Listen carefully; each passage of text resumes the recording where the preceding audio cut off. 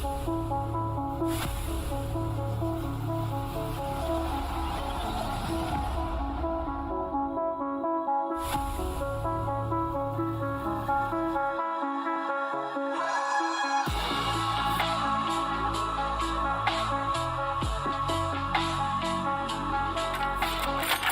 on, let's go! One enemy remaining.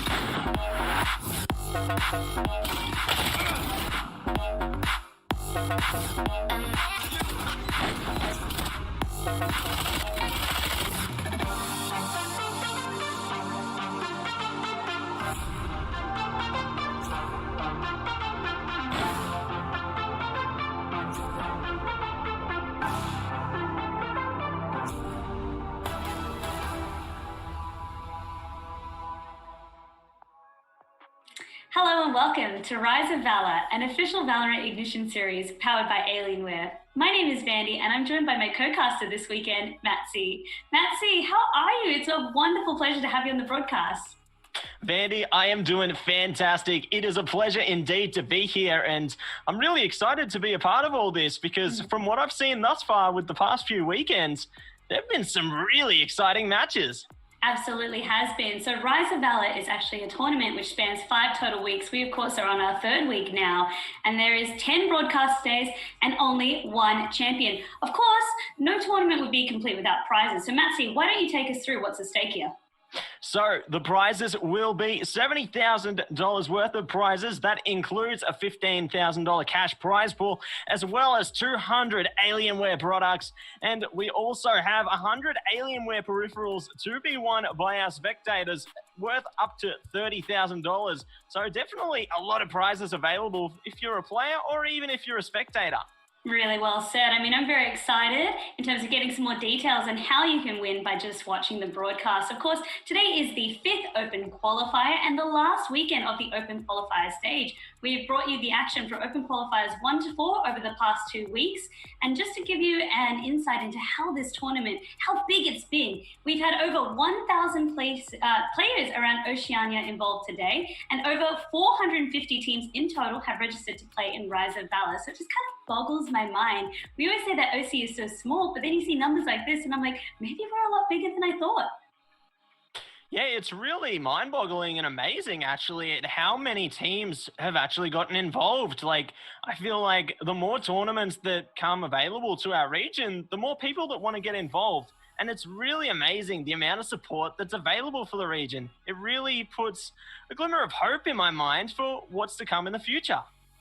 I think so too. Really well said. But of course, let's take you through what's happened today. Let's bring up the bracket. So on your screen over here, you can see that cool team went up against Showstars, who managed to take that one out. And then also Coffee, another competitor that we've seen week on week on week. Also Monka, as well as Notic and the Crabwalk Killers. Again, names that we've seen not only just in this Valorant Ignition series, but also previous Valorant Ignition series. It definitely shows how the teams have actually been putting the hard work in order to maybe give it another go. Maybe they may not have gone as far with the previous Ignition series, but this time they're in it for a vengeance, and they're coming back strong. I think so as well. And then what this means, of course, is that we have our semi-finals with 2 qualifying matches. Come on, let's go! Tonight. The first one, of course, that we see on our screen, Showstars versus Coffee, as well as Monka versus Notic. I think this is going to heat up to be a really interesting semi-finals because this is going to be the second last day that you can really qualify to get that lucky ticket on the play-in. So I reckon teams are going to have to bring out all the big guns.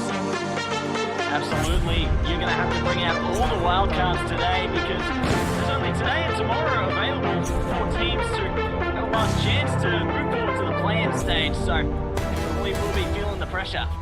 I think so indeed. But speaking of pressure, the first game that we've got Hello and welcome to Rise of Valor, an official Valorant Ignition series powered by Alienware. My name is Vandy and I'm joined by teams, Matsy. Well, I feel like Monka and Notic definitely do have some very unique play styles. I feel like Notic in particular have been really trying to find their identity. With the recent pickup of their player Kamzi, I feel like they've managed to solidify their place and definitely will be able to show just what they're capable of. We know as well that the roster that they bring forward is very, very strong. Pixelbox on previous broadcast days has really made a name for themselves in terms of being a very confident and comfortable Sage player. And then, as you said, Seiko and Kamzi, who also bring a bit of a background from PUBG, and have really applied it into Valorant. And then Digerdog, who also has some Paladins experience and on the international level. So again, just a really good roster. The running joke for them was that no team has been able to really get them to that double digits kind of mark until we saw on Open Qualifiers day number 3, they went up against Team Pants Down and ultimately lost that one. So Pants Down taking that one 13-11 finally, but you can kind of see the strength that this roster and this team bring forward.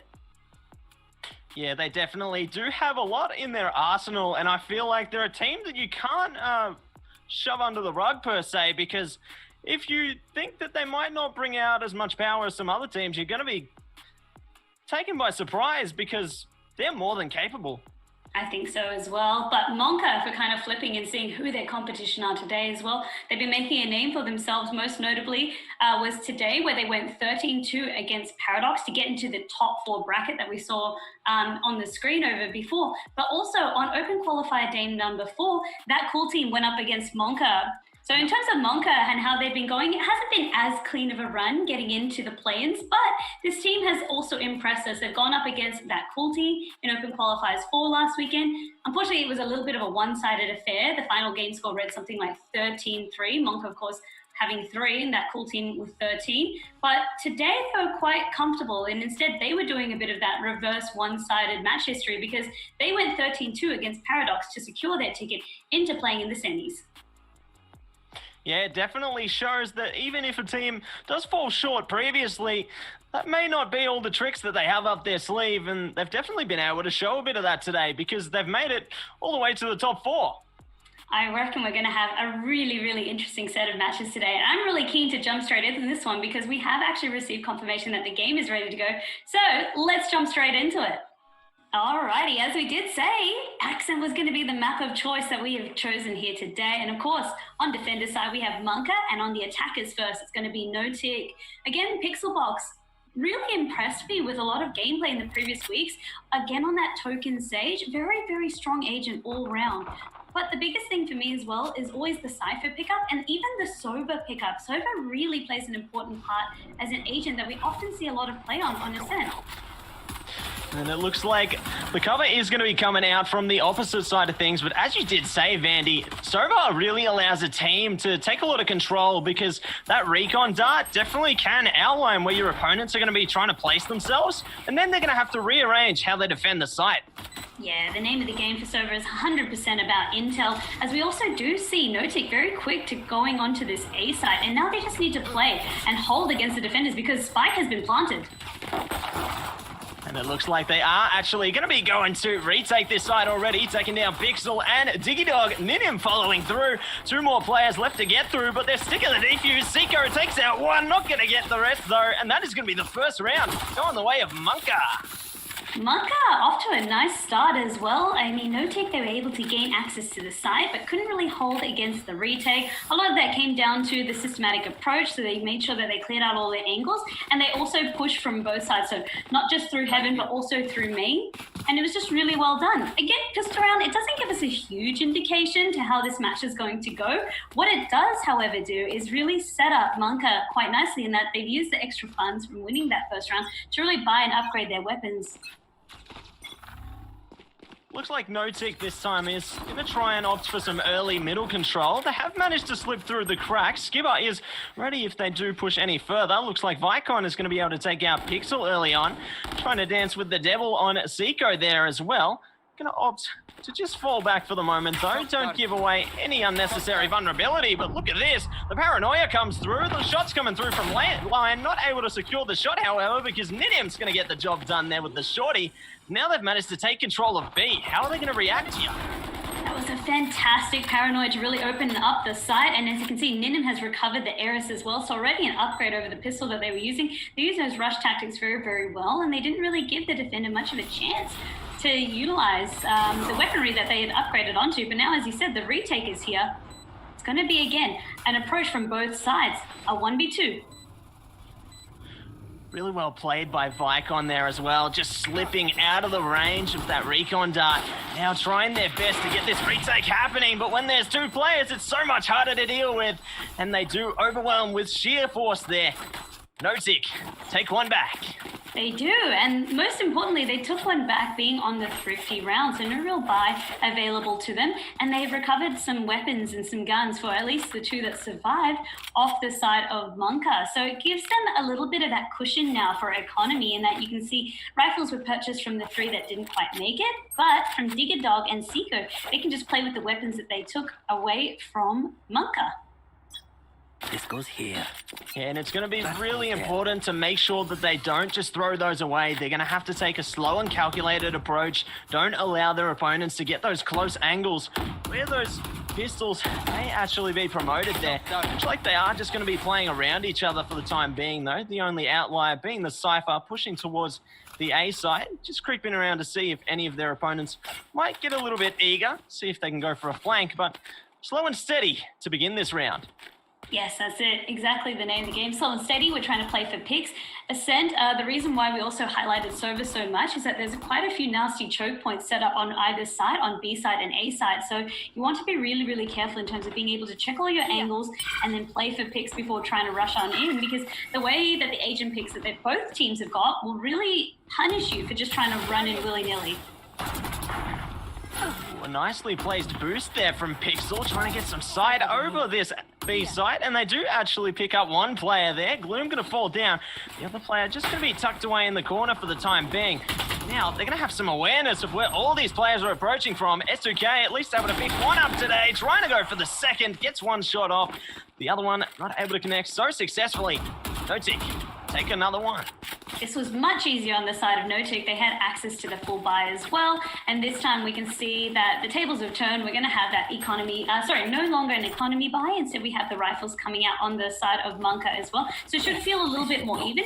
But also that nice early pick from Pixelbox with the offensive wall placement actually in B side. That was really nice to see, because it set them up to get the pick. And then you can see even having one member anchoring in mid meant that even when the rotation was trying to come through from Monka, as you said, they had all angles covered.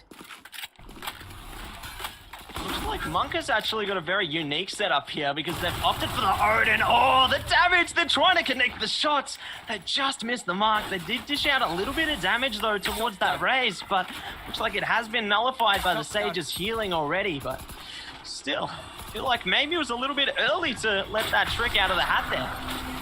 Leyline definitely knows that some is still there, so not willing to give away much of their location, but because of the flanking coming through, you can see again, Notic has managed to bully their way onto site, dispatching the two defenders onto B site, now playing against the retake, and it's very difficult for Monka to be able to try and push on up.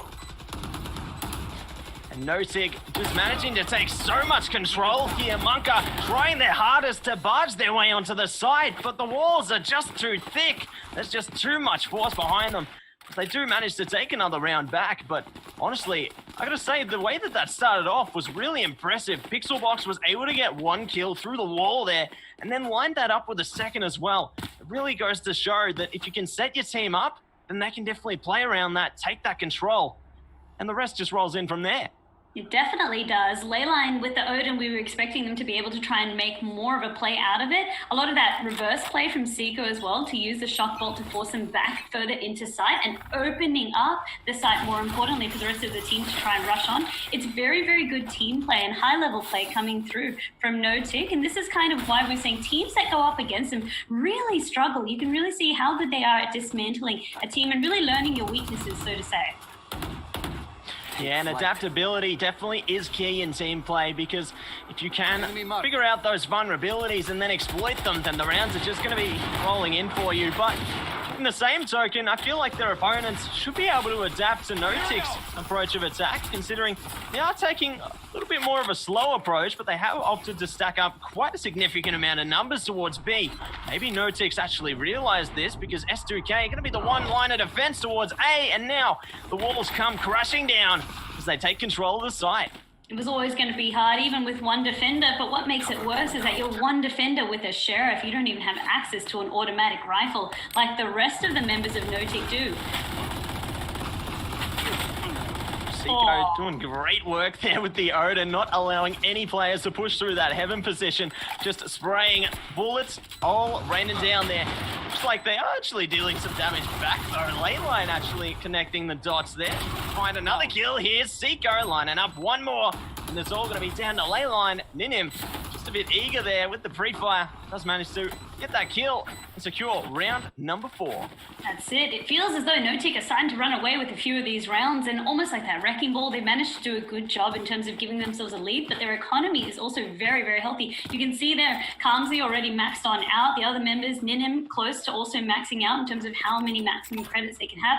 On the flip side, that was, again, another save round that came out of Monka. It's very, very difficult for them, even when they have access to these guns, to try and put things to really stop the pressure coming through from No-Tick. I really like this operator pickup from STK because for once now we might be able to see, instead of having to play reactively, we can see some proactive play perhaps coming out this time from Monka. Yeah, looks like they are trying to take advantage of that Phoenix ultimate there, trying to run it back. At least got some information. Obviously been smoked off. Looks like the Hunter's Fury is going to come through as well though, just trying to find at least one single player. Unfortunately not able to locate any as yet, but now, Pixelbox with that angle again, picks up one kill. Seiko and Kamzi chiming in as well. Ninim does get taken out, but not for long because the resurrection pulls through in the nick of time. That was a nice anticipation there from Leyline. So there you can see as well, SGK getting another pick. Things are looking a little bit better now on the side of Monka. Like Monka have managed to find their footing there. Kamzi, spotted out there. No. Yeah, he's going to fall down. Leyline spraying through with those bullets. Sticky Dog going to be ready and eager on the flank though. And that is going to be round number 5. They look so close, Vandy. So much utility that you can see on the side of Monka that really needs to be gotten through. Like when you're trying to play for the retake, there's plenty of smokes. You can see we've got the Cypher cages. Just so much utility to still deal with because they're not able to burn enough of it in terms of denying access to the site from No-Tick. So when it comes to retake time, as you can see, they had their work cut out for them. Yes, there were 2 picks that managed to happen, making it a 3v2 kind of situation, but it still wasn't going to be enough. The operator almost hindering you when you have to try and push onto site and back up the teammate, as is the Odin. It can be a little bit more unwieldy because they both have a little bit of that wind-up time. Or for the operator, again, you want to be ideally being able to play it at more of a longer range instead of a shorter range. And Kamzi just holding that position. You know, I mean, it's hard to see. I don't believe anyone actually recovered the operator on the side of No-Tick as well. Yeah, I feel like an operator on the attacking side really is a hit or miss situation. Like maybe you can use the Sage Wall to boost a player up, go for that early short pick towards A, but otherwise the potential is pretty limited considering the close range engagements that you would find towards the B side. Looks like the No-Tick side are going to be pushing their way through towards A short though, but S2K has managed to open something up.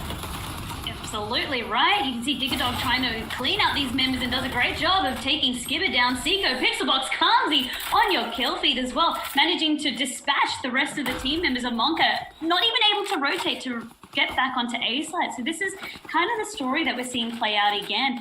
And it's just too many threats that you feel as though Monka don't really have an answer for coming their way. I feel like as the rounds play out, they're definitely finding a little bit more strength. They're starting to figure out how No-Tick's trying to approach this. No-Tick, however, are just managing to brute force their way through any form of defense that's thrown at them. I feel like this round may tell a different story. I mean, surely you're really hoping that from Monka's side, the ability to adapt, it was something that was quite important for us. But it's really hard to do it in that best of 1 format. And Ninim, absolutely, as you said, just bullying onto site. Pocket Rocket uses a showstopper to dispatch 1, trying to seek out the rest of the members. Of course, there was only going to be 1 defender anchored here, the rest of them being bullied off. But that quick pick and getting away with it, almost an insult it feels like to Monka.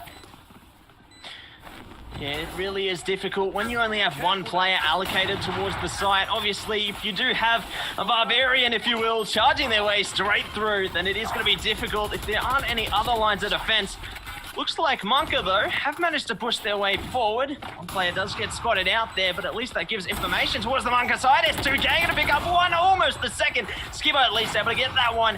Now, oh, there we go. We found a couple more kills. Things are looking a bit better for them. Skipper trying their best. Calmsy just holding from B main, bringing the pain, and that is gonna be one more round down the drain. It really is. Things are, the pressure, things are starting to really snowball now out of control for Monka. The economy, again, constantly being damaged. That operator buy from S2K, it is working out, like at least able to get 1 or 2 picks, but because we can't actually save or win the round or something like that. Okay, let's talk this situation. Even if you're trying to play for the save, there's no way that NoTick aren't going to try and hunt you down. So instead, it's more just like playing to defend your weaponry. That just seems to be the aggression and the feel coming through from NoTick, where they kind of know that they have the upper advantage from Monka. They know how to really disassemble the team. And the other more important thing, yes, B-side has been the most commonly hit site by them, has a good success rate as well, but they're not afraid to change things up and either go through mid or go to A as well. So it means that if you're going to redirect your resources from Monka, we're going to be able to still keep you guessing to where we're going next. Don't just heavily stack aside, because we can very easily change our battle plans. Yeah, and it's really great by NoTick. They're not keeping a straight line pattern per se. They're changing things up. Looks like they have actually taken things a little bit too slow though, because that allowed Skipper to actually get behind them, get that flanking kill. Just evened up the odds per se, because now it's left NoTick guessing where do they want to go. Looks like they are making a correct decision right now though. Slowly creeping towards the B site. They've tried to push towards time and time again. Right here. Because the only thing in their way currently is just a camera and a couple of trap wires. That's it. Gloom isn't really playing onto side. It's still anticipated that they might try again for mid. That smoke indicates otherwise. Has a little bit of audio cues, but it's very, very dangerous to try and push out of the smokes. Yes, the cyber cages would give them a little bit of a respite, but you can see once that was cleared, Digger Dog flicked, managed to take them out. Of course, again, this is another eco round, so we can't read too much into it. It's already kind of stacking the odds even harder against Monka, but again, it shows that NoTick are well in control of this game because of how many eco rounds they forced Monka to even be able to have to go through and endure.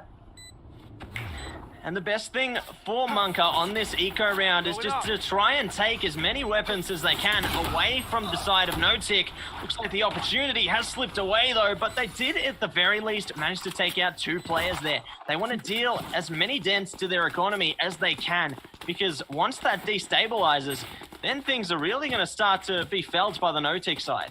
That's it, at least force them. Yes, as I said, the economy is very, very healthy. You can see quite a few members still constantly being maxed out this time. Calmsy, Zico is very close to maxing out for credits as well. The maximum that you can have, of course, 9,000.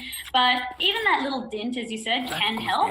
But I feel as though it's almost too late in a way. I mean, for Monka, you still have to stick with the battle plan. Of course, you want to be able to win these rounds, but NoTick just set themselves up so well in the first 8 rounds. Yeah, they've given themselves a great position and given themselves the lead. No matter how many more rounds may be taken by the side of Monka, I feel like the redeeming factor for them could actually be this Rolling Thunder. If they're able to use that to really displace these opposing players, then maybe they can get them off their toes and steal 1 round back from them. You can also see the adaptation coming out from Monka. A lot of them are just playing offside, trying to go for flanks, trying to actually push aggressively into what NoTick are able to I guess, come up with. The only thing is, it's good unless you can actually get those picks. Because it's taking them a little bit longer, it kind of leaves site open for them to rush and set up for, which is exactly the case that happened in this round. You can see 2 members had committed themselves, so that was the Phoenix and the Breach committing themselves from top mid to try and go through mid, see if anyone was in B, but by then, NoTick were already on site. By the time that the full rotation went through, they covered their tracks, they had utility and smoke set up. So you still don't even know if maybe one was waiting for the flanks. But again, it's cool to see on the side of Monka, they are trying their best to adapt. Yeah, they're definitely putting in a lot of effort. Like, they're managing to secure a few kills, but NoTick just seem to be a bit more in sync, if you could say, considering that they are playing off each other very well. These duo kills coming through have been quite effective thus far. Vicon, though, seem to be in a pretty effective position as well. Looks like this is some of that adaptation we were touching on earlier coming through from them. Oh no, the flash comes through. Pixelbox just a little bit too quick though. Diggy Dog following through onto Leyline. S2K at least taking 1 with him. Another one as well. 3 kills coming through. The attackers do manage to pull through though. They really do. Pixelbox just being, again, a great showcase of how you can play Sage offensively, but then also being in the right place at the right time. Say if reses are needed, if heals are needed. We kind of joke about Sages just being not really the first person you want to see kind of charging in, getting those entry frags. I feel like the way Pixelbox plays Sage, though, is a real nice blend of the two. The use of aggressive walls as well to try and get picks is also a refreshing take. A lot of the time you see Sages, we only want to use our wall when we're on side, and then we're going to just block off one of the paths and maybe the defenders can come back and retake for. So again, just really like what they're doing with the agent. It's a really impressive use of the agent because, as you said, maybe some Sages might play just a little bit more supportive, make use of the wall once your team has solidified their position on the site. But making use of the wall to get those aggressive picks definitely does open up a lot of possibilities. No tick, though.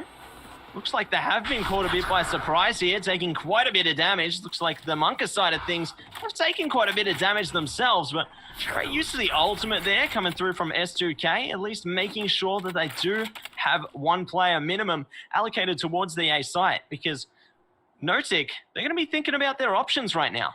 Yeah, they are. For once, it's a 3v3. Things are actually looking up for Monka. A lot of that was enabled by the Phoenix using the run back to not just scout, but then also just flip the corner. Nenim's quite damaged as well from that trade that did occur. So far, things are actually looking the best that they have for a while, and they're getting even better for Monka. Yeah, fantastic pick to come through there from S2K. Oh, getting so close. Here's the steps. Not able to connect to Kamsi, though. There comes the neural link. Now all their positions are going to be revealed. This is great for Notic. Time is of the essence, though. Here comes the rolling thunder I was touching on earlier. Kamsi spots one ahead. One more to put to bed. Time ticking away. They need to go for this spike plant now. The camera at least available. It is taken away just as soon as it's put up. Now it's all down the ley line. So little points of HP. They managed to do lots of damage to Kamsi as well. This is going to be a teamwork to make the dream work, if you will. Let's see if Leyline can do this.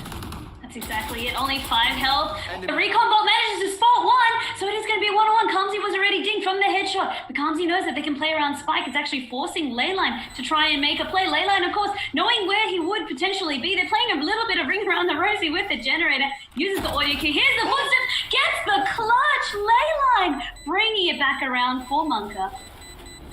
Oh, what a round from Leyline there, and the Monka side definitely showing that they still have fangs to bear as they do take one back from Notic. What an impressive round from Leyline against all odds. Such low points of health shows that you still can get the job done, even when the circumstances may look dire.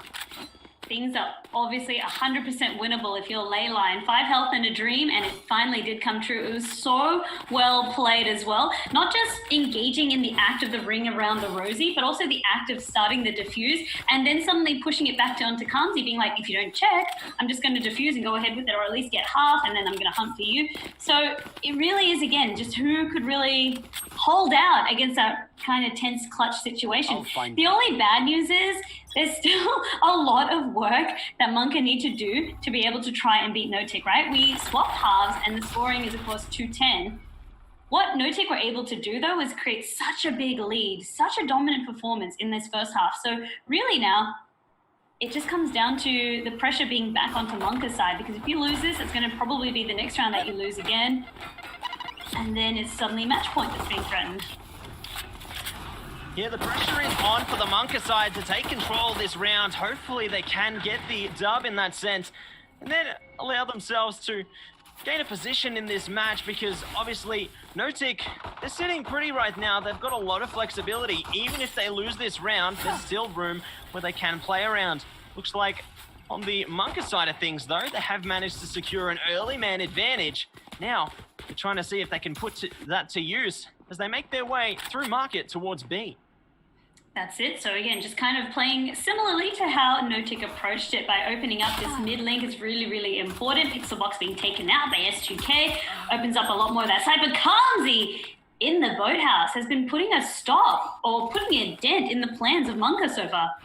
Shadows travel. Yeah, just when they thought that it was their time to plant the spike, it looks like that time has come and gone, because now things are looking ever so dire for the Monka side. It's a 2 versus 1 situation. Kamsi and Diggy Dog just trying to see if they can spot out that player. Looks like Leyline made themselves known though. Diggy Dog gets the job done though, and that is going to be the pistol round going the way of No-Tick. Monka, they're going to have to force. That's it. Monka went almost everywhere around that map. It kind of started around mid, then we saw a little bit of A being threatened. Finally, B was chosen. But I guess what really went in the favor for the side of No-Tick was being able to really regroup up and then force it back onto Monka to take, again, kind of take the reins and anticipate where they potentially could be. They didn't really rush into the retake. They were kind of just waiting for Spike to be planted. But again, it was just a pistol round. Where I'm scared, however, is that it's been a force buy now situation for both of these teams, because No-Tick know and Monka know that if either of them are able to buy this round, it could just be their dreams ending here and now. You really want to try and come up against this team with everything you've got, but Pixelbox is already just making mincemeat of them. It looks like dreams are turning into nightmares there, as all players do fall down. And now that is going to be the 12th round on the board. And that takes No-Tick to match point. It should be GG. I mean, they used all of their economy into that force buy over there. They knew that even if they were trying to hold on for match point to try and go back and then reverse sweep, 10 rounds in a row, they need to bring it back to sudden death. Very, very hard to do. Like, their economy is in tatters. They're picking up whatever they can for this round. It will be kind of that last-ditch effort, but we'll have to wait and see, of course, how this all unfolds. Maybe they'll be able to hold on for another round. I mean, stranger things have happened for Monka. That goes there. Yeah, strange things do happen when you're coming around the twist, but let's see what they can do is they do actually spot out their opponents approaching towards this B side already. Kamsi in such a prime position. The paranoia comes through too little too late though. Double kill coming through. Make that a third. Diggy Dog getting in on the fun as well. There we go. That is going to be it, everybody. No-Tick, they take away the game. They're going to the plan stage. What an explosive finish that was. Kamsi being that thorn in the side of B side. Again and again on the side of Monka. At least we got to see that clutch situation really unfolding. Leyline being the star hero of that round and just showing us again, 5 HP in a dream. Doesn't matter. Doesn't matter how you kind of approach this. Something that's really interesting as well. So the only team that No-Tick were able to kind of come through and verse in terms of being able to get them into double digits for scoring was, again, Pants Down, who, of course, secured their tickets to play-ins. Apart from that, they've always been able to really come up against any team and take them to like 13-4s, 13-5s, even 13-2 in this situation, just showing how dominant and how much of a threat No-Tick are. Yeah, No-Tick definitely are a force to contend with. Like, they've been able to go up against some of the very strong opponents in the region, like the teams of Pants Down, or even coming up against the likes of the Direwolves in other circumstances. I feel like they're definitely going to be a force to be reckoned with coming through towards the play-in stage. I'm very, very excited for them. I mean, they kind of made their fangs bared in terms of when they were beating Coffee in Open Qualifier day number 3. Coffee were a high notable seed. They placed 7th and top 16 in terms of a previous Valour Ignition Series tournament. So then that kind of gave us the glimpses of the type of team No-Tick would be. Again, then the impressive scoreline kept talking for itself. They went up against Team Pants Down, who ended up about 5th, 6th in terms of previous Ignition Series tournament. And even then, it was a very, very close match, 13-11 being the final scoreline there.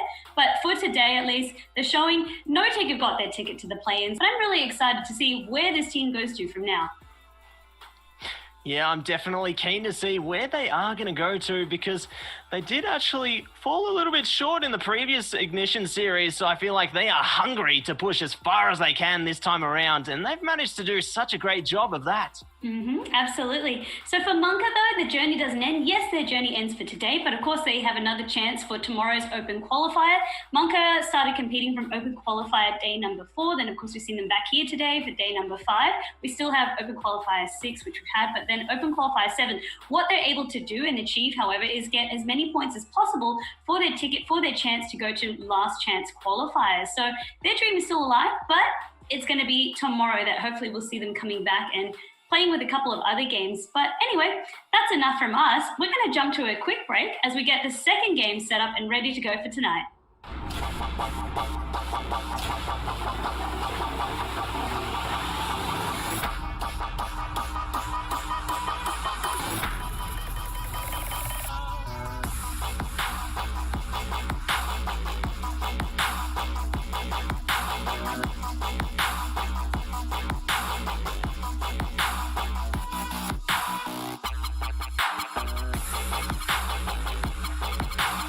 Welcome everyone, my name is Tolga. I'm a live caster at Twitch. It's going to be absolutely amazing and I cannot wait to see this goddamn place.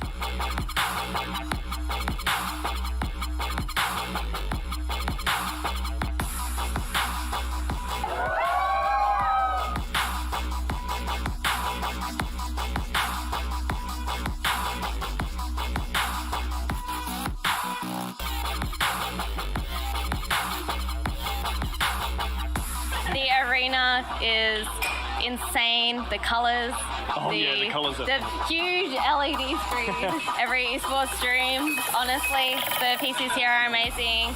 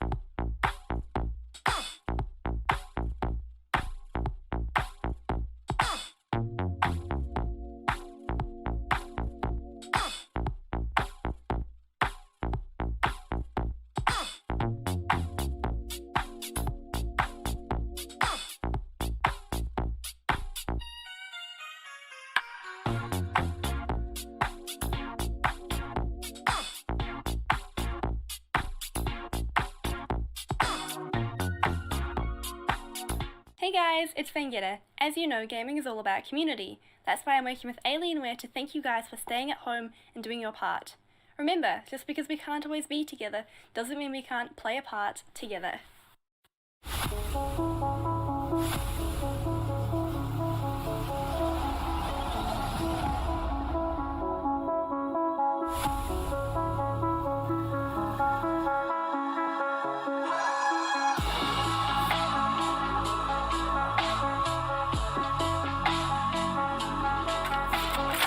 Come on, let's go! One enemy remaining.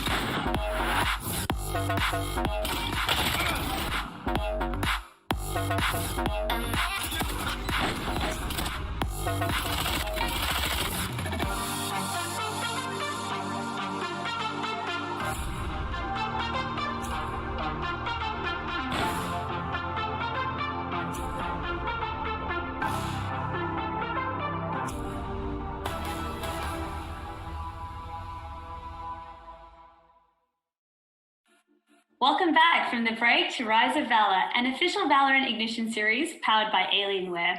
Of course, if you're watching at home, you also have a chance to win. So we wanted to kind of take you through a watch and win competition. Matsi, why don't you explain how it all works? So today's watch and win competition, you do have the opportunity to win $30,000 of Alienware peripherals. All you need to do is type !watch and win in the chat. And we do have today's code for that one. It is going to be VELA, V-E-L-A.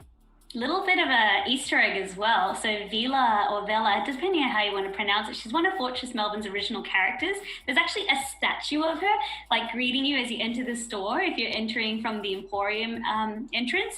So again, really keen for when hopefully lockdown ends and we can start to resume and go out again, for people to be able to be like, hey, I know her. But yes, otherwise, apart from that, as we said, just really exciting to have a watch and win competition. I always joke that this is my type of competition, probably why I'm on this side of the screen and not actually competing. But for me, like watching him win is like 100% doable. Like I can do that, right? Yeah, you can do that. Anyone at home can do that. And honestly, it's a great opportunity for people who, even if they may not be able to play, they can get involved through this watch and win competition. So it's a great opportunity for everybody. It is. But of course, if you are just joining us from the break, or if you maybe just tuned into this broadcast to kind of recap, we've got the bracket here that we'd like to show you to recap how the day has gone so far. So in terms of how you can see it all played out, we did actually have ChoStars versus, we had Monka versus Notic to get us kickstarted. And it was a very dominant performance from Notic. So they were able to take that one and secure their ticket into play-ins 13-2 versus Monka. Notic, a team that have shown up and really impressed us with what they've got. Yeah, definitely a driving force. They are like a bull charging towards their goal, and they charged indeed today as they do secure their ticket to Willy Wonka's chocolate factory, if you will. But I don't know there'll be any chocolate there, but I hope so. But we do have another couple of teams trying to take that golden ticket today. We've got ChoStars coming up against Coffee. That's exactly it, Matsy. So as you hinted, that's going to be the next match that we broadcast. ChoStars versus Coffee. Both of them, again, very interesting teams. Coffee, a team that we know has competed in a previous Valour Ignition series. ChoStars, most known in this tournament for being able to upset Direwolves in terms of on Open Qualifier day number 2, they were able to go up against Direwolves, Wolfpack, and take them one out. So Direwolves were unable to really finish their run during that day. Of course, Direwolves came back on a later day, I believe it was Open Qualifiers 3, where they very, very easily made it to play-ins and secured their tickets since then. So it was a little bit of an upset, but again, this is kind of ChoStar's rise to fame. They've gone up against some of the giant killers and slain them. Yeah, they're feeling a little bit like Jack and the Beanstalk, if you will, or David and Goliath, and it looks like David is paying true today because they managed to make their way all the way to the semi-final where they're coming up against Coffee. Absolutely right. I'm keen to see how this one all plays out. We, of course, have our game ready to go. It is going to be on Haven, so let's jump straight to it and take it away. Awesome. So it looks like we were jumping onto Haven over here, and Haven, of course, being one of those more unique map designs where, of course, there's 3 sites instead of 2. And this is kind of an interesting map for me personally because I feel as though for Defender side, you're spread so thin because, again, there's 3 sites that you need to cover as opposed to the traditional 2. So you often see something like maybe a 2-1-2 stack, or even in the kind of links towards B and C and A and B, you'll have like maybe a defender anchoring around there. Yeah, there's definitely a lot more potential on a map like this, considering they do have the 3 sites. Obviously, there's a lot more to think about from a defensive perspective. Considering the 3 sides, though, from an offensive perspective, I feel like it definitely leaves the defenders a little bit more vulnerable, considering if they do stack their efforts towards one side or the other, and they are able to overwhelm the defensive forces, then that's the side control gained. It really does lie on the defending side to try and take that back with the remaining forces that they may have available, but it looks like they are going to be pushing their way into the game now, and the offensive side already taking that middle presence. So attackers, of course, will be ChoStars and Coffee on the defender side. The most important and exciting thing to me is, of course, Killjoy has been released. Finally now she's been cleared for competitive play and tournament play by Riot. So this is the first Killjoy that we've seen on broadcast today. And I'm really excited to see the Nano Swarm, the lockdown coming into play. It looks like Straxy, however, getting lots of kills. Dreams Joseph chiming in with 2 of their own, and there we go. That is going to be a flawless victory coming through for the defensive side. It was really nicely played, and it was funny because we were saying we were very excited to see Killjoy not actually needing to do much besides popping a turret for the team over there. And as you can see, the rest of the defenders happy to just go amongst it. Killjoy has also been a point of contention where people like maybe she plays a little bit similar to Sova, maybe she plays a little bit similar to Cypher. Maybe you have to give up one of those slots to run something like her. Instead, it looks like teams are more trying to treat her as a duelist and getting rid of one of those slots. So where you might see a Phoenix or a Raze being played, you can substitute with a Killjoy instead. Yeah, Killjoy definitely has a lot of potential in that regard because obviously if you do pick up something like the Raze, then it's a great way to enter onto the site. But given that you can put Killjoy to good use, I feel like that turret definitely does allow you to get a little peek into the site without actually placing yourself in a vulnerable situation. So definitely a lot of potential behind that character. And look already, Z's already set up the nano swarm there, just ready for a potential spike plant to come through or to even try and stop one from occurring in the first place. Revealing area. That's exactly it. So Coffee have all the tools really to gather intelligence and maybe dismantle some of the push coming through from Cho-Stars. So on the side of Cho-Stars as well, it's kind of about learning the positioning of Coffee's agents and then reacting accordingly. Like, where does a Cypher like to play? Which side is Killjoy usually on? Who's defending Garage? Who's going to be, in Link? They need to really gain a lot of this insight and intel during the first stages of the game, because then you'll be able to kind of respond and be like, all right, well, Garage only has one member. If we can smoke them out or just get that pick, it kind of opens up maybe a path to B or C.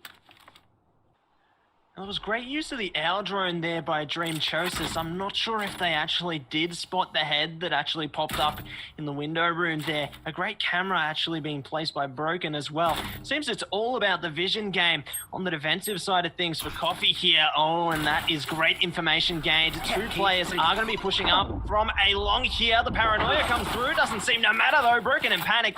Picking up two there. Exempt looking to pick up one of their own, but Broken just breaks through their opponents there as the defenders take another round. Broken doing a lot to really stem the push coming through from Cho-Stars. Of course, it was an economy buy for them. It was interesting because in the previously broadcasted match, we actually saw, even though the attackers were able to...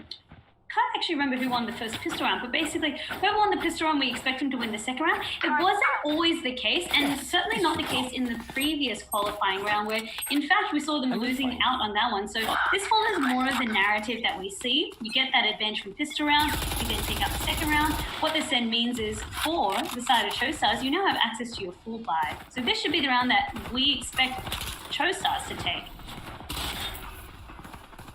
Yeah, Cho-Stars looking to be a redeeming force here, just trying to clear out some angles there towards the A lobby. Winter's actually picked up one onto Broken, and that is a key pick as well. Taking that Cypher out of play really does do a heavy blow towards the vision that they potentially could find. Dream Chosis, look at that spray right onto the player there. Unfortunately, not able to connect the shots. They're just a little bit too safe to be connected to that vulnerable angle, but looks like the attacking side is still just going to bide their time, see if they can spot out some more of their opponents, perhaps chip away at that defense before fully committing towards a push here.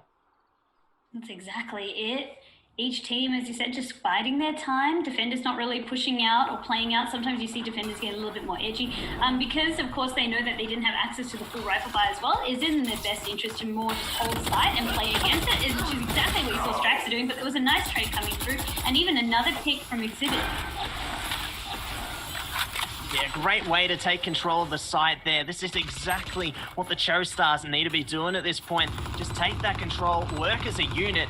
Now just set themselves up in these post-plant positions. So he's actually managed to get one redeeming kill there. Oh, the shrouded step, just at the right moment. Dream Chosis looking to spot him out, and there we go. Exhibit catching Z by surprise, and Exempt able to take Dream Chosis to their demise. And that's going to be their first round on the board here. Well done by Cho-Stars as well. So now I'm not so worried because, again, this game is following more of the narrative that we expect to see, and it kind of shows that both teams are at least quite balanced in the way that they like to play and approach this.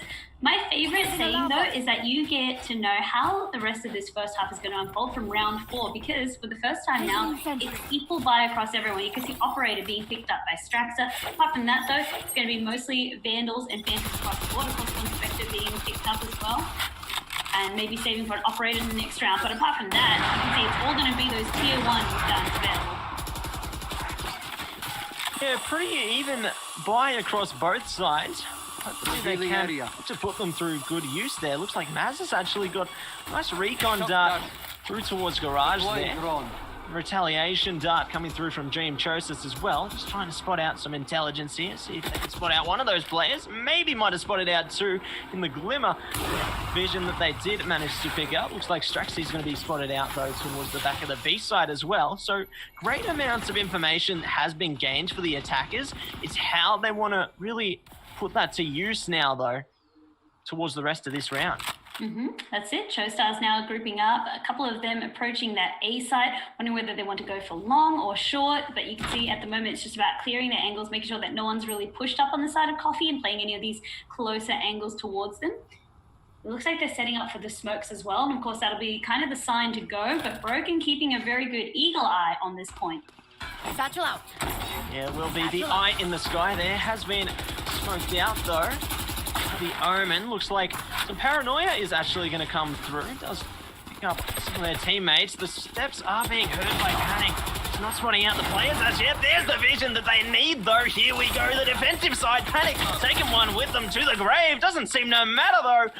Against all odds, Maz picks it up, and that is going to be an even-Steven scoreline. That was so incredibly close for both sides. Coffee trying to play for the retake, and you saw the recon bolt even helping through some of those smokes, revealing a couple of those enemies, and Maz really being the star player there. And I think that's why we're also seeing meta-wise, like a big shift to servers being played, not just on Ascent, but on other maps as well. So it's really interesting how they both approach rosters. Something that I didn't highlight about Coffee's roster as well, they don't have access to the Sage. Instead, they wanted to run more of, as I said, the Killjoy in that place, or maybe even the Jet.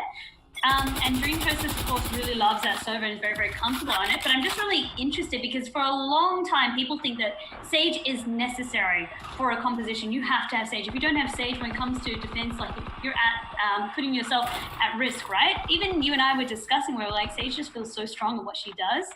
But it's cool to see that Coffee prioritize it differently. They've kind of set themselves up more for just a hold sort of site, get onto site and hold it. That's kind of how they want to play.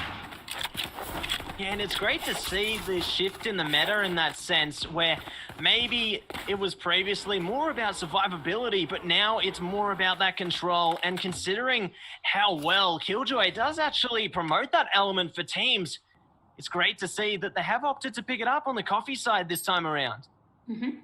And Seaside has been relatively untouched, maybe not just for that fact, but also just the lack of operators that we've seen kind of coming through. But for once now, it does look as though Showstars are considering hitting C. They've kind of hit A a couple times. It's been successful twice now. Now they're turning their attention onto Seaside. Here we go. We do have the gears coming into motion. They have at least spotted out the turret there. Going to take out Panic as well. Dream Chosis is going to be coming through with the retaliation kill there, though. No more to be found, but that's okay. At least they do take one with them. Now the control has been gained, though, by the Joestars. The spike's going to be put on the ground. As you said, spike on the ground. Been planted, and now we've only just got one member of Coffee now up against 4 members. I mean, it's also broken with a shorty. They had to play that economy round. That's also why it was quite easy for Chostos to be able to gain access onto site. But again, now they're getting more intel of where certain agents like to play. They know that, okay, C-site's mostly going to be predominantly Killjoy now. So even when Coffee switch rounds and then we start to see them having access to their buy in the next round, they again can use this to kind of further their battle plans. Ooh. A little bit of a graze there. They're all so low, but unfortunately Broken can't manage to exit frag any of them. Instead, just getting them so low in the process. Would have been checking the damage dealt as well and been shaking their head surely at that one. Oh, so close yet so far. I'm sure that the lives of Omen and Sage flashed before their eyes there. They did barely get away by the skin of their teeth. That's definitely going to keep them on edge coming into this next round, I feel. Well, you can see what Broken was trying to do as well. Picked up the Sheriff, and it was all about damaging economy. No point about saving. I mean, you're only holding on to Shorty or, best case scenario, Sheriff. It's not really many credits in the bank. So instead, if he did get those 2 kills, it would have been super worthwhile for the side of Coffee. So kudos for attempting to try and go for that. And you can see the play they were trying to do. Oh, Straxon misses the shot on the operator, has to get pushed on back. Maybe anticipating a different angle now. Maybe they can get the pick. It was very, very close. Yeah, I feel like it was just a pixel away. Unfortunately, not able to connect that shot, but that's information gained on both sides. The Joestars do know that Straxon's going to be playing towards A with the operator, and there we go. Maz peeks straight into the crosshairs. That's going to be one put into the grave. and brought all the way back all the same. Now they just need to try and gain a bit more territory to see if they can force their way onto this site. Nadroj, of course, using the resurrection as well. That's a big ultimate being used, but what it does is just reset the round for Chostar. So even though there was a nice pick by Straxa, they can at least still attack with full squad members. And the Aldrone, again, just bullying them. The recon bolt onto Straxa means, of course, they're privy to where they are. And that'll be the grenades actually taking them out. I know The Fate Shell's doing the firepower there. Looks like the Neural Link's actually going to come through for the attacking side, so they know exactly where these defenders are going to be. Depending on how their economy's going, maybe they might just opt for the save here. Look at the distance game they're playing. They're thinking, should I go here? Should I go there? Looks like they are just going to opt to save the weapons at this stage, considering how much control has actually been gained by the offensive side. I feel like that's honestly a good play. Just save out your rifles, then try and come at it again in the next one. 100% agree with you. I mean, for teams, if you are given the ability to save, of course, we have seen teams playing aggressively and actually sending 1 or 2 members, especially when you've got 4 members on the side Chosars. You can maybe dedicate 1 member or 2 members to try and hunt for these exit frags, or try and make sure that they can dink the economy back by finding the rest of these players trying to save. But it seems for Coffee, at least, they will walk away with these rifles and they can reset. And it's so important. Like, economy definitely cannot be understated on how important it is to make sure that you save some. So now you can buy for your teammates in this round, make sure that everyone has rifles again, instead of having to go for a full economy round like we've seen otherwise. Yeah, just being able to retain those weapons, as you said, comes with a great deal of importance. I feel like they're really weighing up their options here. Should we buy our teammates, perhaps get something like the Spectre? Or maybe they opt for something else. Looks like they are going to go for the 4x though in this instance. Only Z going to suffer with the light armor, but the light armor still is able to keep them in the fray of action for a moment longer. Looks like they are just going for the initial attempts for early peaks here, but that smoke, that's allowed Straxy to push so far forward. That early pick is pivotal for the Coffee side. Now they just need to play around that, allocate their forces effectively, and maybe they can find a few more just like that one. As you said, Straxa now, it's been 2 rounds in a row where they were able to find that entry pick onto Chosars, and this is great to see for them. It really just gives Coffee a little bit of that padding in terms of going into this round. Maz, of course, using the Hunter's Fury to try and bully them, shuffle them around side. Something really notable that Coffee did on this round in particular as well, they've swapped the Cypher and Killjoy around, so Cypher is usually playing A side, Killjoy and C. They've swapped it around, and of course this is intel that we have yet for Chosars to be able to gain until that point. Nowhere to run! Panic in a very dire situation there. Definitely tried to go for the kill. Is spotted out by Winter in the end there, though. Dream Chosis at least able to pick up one. Winter! The timing! Picking them up while they're reloading. That is exactly what you want to be happening if you're on the Chostar side. They just need to maintain control of this site here. See if they can keep it alive even for a moment longer. Considering how far away their teammates are, though, this could go very dire. Straxy picks up Winter there. Now it's all down to them getting this defused. The Cloudburst coming through. They're trying to spray ever so close. Their locations have been revealed, Vandy. It's all going close, but they actually get it done.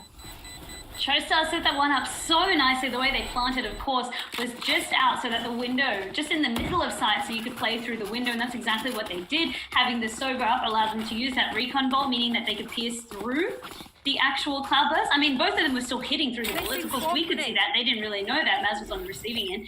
But again, to be able to hold that one out was really, really nicely done. So unfortunate for Dream, Chosis and Straxa trying to pull off that clutch situation, but didn't quite manage to make it connect. And now I'm starting to get a little bit worried because Chosars have really swung forward this time around. Their economy is looking quite healthy. They've managed to now take a few rounds in a row up against Coffee, who were considered to be the favorites heading into this.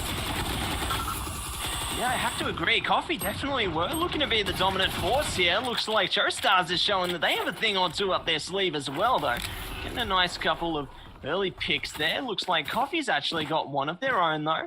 The more picks you can get with these pistols, the better, because then the larger the dent in their economy, the easier it could be moving into the next one. A nice little spot there from Maz, just through the edge of the smoke. Does take out Panic and allows them the control towards the C side. Do you feel like Straxy's going to pick this one? Oh, there we go again. Yeah.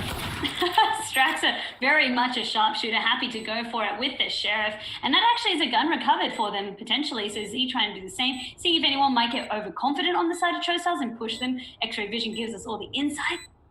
They're still holding this angle very, very painfully. Spots one. Unfortunately, they peaked at the same time, so it was too much for Z to be able to contend with Distrax. So with that rifle, sees that they can try and get more with the cross angle, but Winter, suspecting maybe there was kind of going to be that pinch attack, was aiming their crosshair at the right moment. Otherwise, it could have been a double kill picked up there from Straxa. Yeah, I feel like maybe if they played it a little bit more patiently, then maybe the pick could have been there, but This is a nice spot. unfortunately it won't be there in this instance, but that's okay. Looks like they do have enough economy available to them in order to buy up, so not retaining the rifle, not going to make much of an impact considering Straxy and Panic actually opting for the double operator setup this time around. They can play a lot more offensive, and we've seen how suppressive operator can be, especially when you're holding these long angles. So especially down through A long, C long, can be very, very advantageous to have one. Even through B side and mid can be very, very good to have, especially if you can get those opening picks. And that'll be kind of what we see from Coffee that they're expecting to do this round. Whether Cho Stars will play into it though, however, that's something else. Looks like they are just holding very patiently on both sides for the moment. Like, yes, we do have the aggressive angle being held by the Omen on the Coffee side towards A long there, but other than that, no one else really biting to try and go further into uncharted waters. I like how the Cho Stars playing in a very Deathball-like composition in this one. They're going together as a unit. They're trying to take that control. Looks like the recon bolt might have actually spotted them out though. Looks like it will be destroyed, but now they charge their way forward. Z's actually spotted them though here, Vandy. Good cross angle, so of course Dream Chose is down through C-Link, and then you had Z down through A-Link, meaning that they could have that crossfire, that cross angle. Once these smokes dissipate, it'll be much easier to try and push on, but at least they got that pick. This seems to be what happens for Coffee. They're able to get that first pick, but then it doesn't really snowball into much. For Cho Stars, of course, you can see all they need to do was get the plant. Now they're just playing offside, and Dream Chose is spotted out by Nadroj, will get taken down. Great pick coming through there. Looks like Straxy's going to get a great pick as well with the operator. They're going straight for the defuse. The Hunter's Fury coming through just at the right moment. Really great how they delete those shots. Nadroj, though, a nice double piece. It's all down to Z. What can they do here? Oh, going for the defuse. There's two players to deal with, though, and that's going to be another round going the way of Cho Stars. That's it. Cho Stars managed to hold through that, even with the lockdown coming their way. They didn't destroy it. Instead, no, they were playing off-site. And that was the benefit of making sure that they had that middle of sight, plant in B. And again, they all made sure that as soon as plant was done, we're not hanging around. Those smokes are going to dissipate. We know that they're holding a crossfire onto site. Let's back away. Of course, we have line of sight to this. We have the Hunter's Fury from Maz, even better. So they're playing really intelligently for Cho Stars. And this is a team, again, in terms of qualifiers, it was open qualifiers, day number 2. They went up against Direwolves, and they managed to knock Direwolves out in round 2. Apart from that, that team has kind of been consistently chugging along throughout this tournament. But this is where we really get to see how they were doing. We get to start to see a little bit of insight, because everyone was saying maybe it could have been a one-off, but then looking against a team like Coffee, who we expect to be favorites in this, you can see why Cho Stars were able to do so. Was an impressive blade to come through there from Straxy. Great use of the Blade Storm. Ooh, You will not that kill could have my been ally. very close. They do just opt to go for the blind spray there, doing quite a decent amount of damage, but unfortunately not able to connect the kill in the end. It does force out the resurrection from Cho Stars, but at the very least, both sides just holding their ground for the moment. Blade Storm, very, very nice to have access to, especially on an economy round, as you saw that knife doing the headshot, managing to take on out. Again, the resurrection was available for Cho Stars. They managed to build up a lot of their ultimates and have access to them at the right times, even in that last moment. Maz's Hunter's Fury won in the round here, and then having the resurrection up on this round really just resets things. Of course, again, this is an eco round coming out on the side of Coffee, so things are already a little bit harder for them. Yeah, they're trying their best to hold down the site with what weaponry they have available to them. They've at least managed to take out a grand total of 2 players, one of them obviously coming back from the Shadow Realm into the land of the living. Now they've got 2 more players left alive. One actually spray through. There we go. That's what you want to be finding. If you are on the side of Coffee, even picking up another one. Dream Chosis is on the hunt right now, and here comes the Neural Link. That's it. Dream Chosis has all the pieces of the puzzle now. The recon bolt giving him the first 2. Has access to a Spectre as well. Not rocking out with the Sheriff, so at least it's looking a little better. Knows that they have to push at least one, but unfortunately both get taken down, which means Cho Stars walk away with another round. Things were looking real good there for Coffee for a while. Yeah, some great picks actually coming out from them, managing to take a grand total of 3 players. That's definitely going to take a few layers out of the economy of the ChoStars side, but it looks like they still are going to be sitting pretty comfortably. Looks like we do have the glass cannon coming through on the coffee side this time around on Broken, not opting for any armor. Straxy coming through with the operator as well, just with the light armor. Let's hope that they can manage to get these opening kills. Otherwise, they could all come toppling down. Ooh, early Hunter's Fury coming out from Dream Chosis over here, looking for some picks. Also just stalling and buying some time because, Matsy, something you flagged with me as well. The way ChoStars like to play this round is very, very much aggressive. That death ball type of situation sticking together. Haven really allows strategies and compositions like that because although even there's main access points, it's really easy to overwhelm, say, that 1 or 2 defenders over there, and then suddenly as a defender you're playing for retake, right? That's exactly right, because if the attackers are able to overwhelm one side or the other, then you are going to be forced into that retake situation, like we saw Coffee forced into in the last round. They did manage to actually find at least some footing in that one. See, they do find themselves in a similar situation now, though, because they have managed to take out one player towards A. The neural link going to come through. Oh, Panic pushing all the way through the smoke. Doesn't have a care in the world. Takes out Maz. The trade going to come through very quickly, though. Now it's 2 versus 3 here. Exhibit was spotted out by the alarm bots. It did have access to that vulnerability for a little bit. Of course, it has gone off now, but you do see the members of Coffee. I mean, save's not on the cards for them. They're still hungry to try and get a couple more picks if possible, but the utility that's available on this side of ChoStars is proving to be very, very formidable, very, very difficult to try and punch on through. One trade over here, meaning that is going to be a 2-on-1. Broken also has access to the operator. Time is ticking down, however, opting to perhaps go for the save. Oh, looking to see where the next member of ChoStars will be.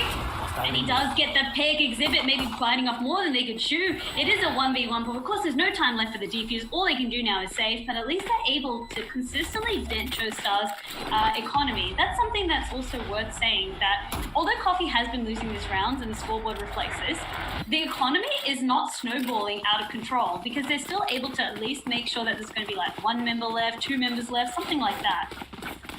Yeah, the scoreboard definitely doesn't tell the full story because these are hard-fought rounds on both sides. There is no snowball effect or landslide by any means necessary. Coffee, definitely a formidable force to come up against, and they're definitely showing that because they've managed to take out plenty of players on the ChoStars side. But ChoStars, even in kind, showing that they're a force to be reckoned with as well in this one. That's it. And I mean, at the end of the day, yes, it's nice that you're damaging the economy, but we need to start seeing some wins on the board because, of course, rounds will be swapping very, very soon. Things start to get reset. But if you allow ChoStars to gain access to these double digits before the half switches, I mean, that's going to tell another tale. It becomes harder and harder to try and do that sort of comeback situation. Oh, Broken actually spotted out the Omen there. They're going to need to be supported by a teammate if they want to try and go for this one. The Dink coming through with the classic. Unfortunately, not able to do enough damage to secure the kill in the end there. Now it's going to be the Dream ChoStars to try and pick things up. Out of charge. The ChoStars do opt to go towards C. Looks like their attention's actually been retracted over towards the A site. Ray's going to be leading the charge. Killjoy going to be the only one on the site. At least does have the alarm bot available to try and stop them for a moment. Do you think that their teammates are going to be able to react in time here? Have to wait and see. Of course, C being trapped now by the Slorb. Someone will surely be trying to clear out back of sight. The way they have planted, though, is going to be for long. And this is where Killjoy starts to be that formidable force. The plant tries to go out. The Nano Swarm almost managing to kill Nadroj there. And the peak was perfectly timed to get out exempt. But unfortunately, Exhibit on the offside, on the link, able to trade at least 1-1.